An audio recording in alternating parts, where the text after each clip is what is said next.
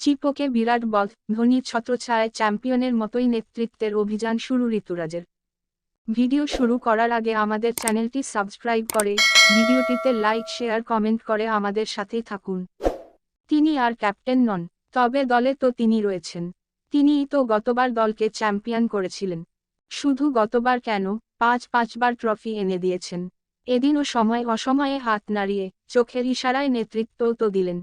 তিনি মহেন্দ্র সিং ধোনি। আর এই মানুষটির উজ্জ্বল উপস্থিতিকে হাতিয়ার করেই আত্মবিশ্বাসের সঙ্গে চ্যাম্পিয়নদের মতো শুরুটা করলেন অধিনায়ক ঋতুরাজ গায়কোয়াড়। ঘরের সমর্থকদের সামনে রয়্যাল চ্যালেঞ্জার্স বেঙ্গালুরুকে হারিয়ে এবারের আইপিএল অভিযানের সূচনা ঘটল চেন্নাই সুপার কিংসের। চিপোকে চেন্নাইয়ের ম্যাচ মানেই সমর্থকদের শব্দব্রহ্ম।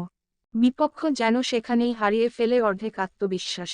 শুক্রবার আইপিএলের 17তম মরশুমের উদ্বোধনী ম্যাচেও তার ব্যতিক্রম হল না।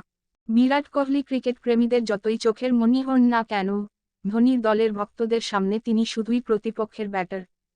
তাই তো কোহলির শর্ট বাউন্ডারি লাইনে অজিঙ্কে রাহানে এবং রচিন রবীন্দ্রর যুগলবন্দিতে অনবদ্য ক্যাচে পরিণত হতেই চিপোকের ডেসিবেল সব মাত্রা ছাপিয়ে গেল। শেষে অনুজ রাওয়াত এবং দীনেশ কার্তিকের অতি মূল্যবান পার্টনারশিপে লড়াই করার মতো জায়গায় পৌঁছায় আরসিবি।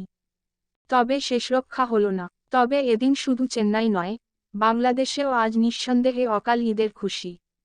তার কারণ অবশ্যই মুস্তাফিজুর। তার ঝোড়ো বোলিংয়েই তো একে একে প্যাভিলিয়নে ফিরতে হয়। কোহলি 21, ডুপ্লেসিস 35, রজত পাটিদার 0 এবং ক্যামেরন গ্রিন 18।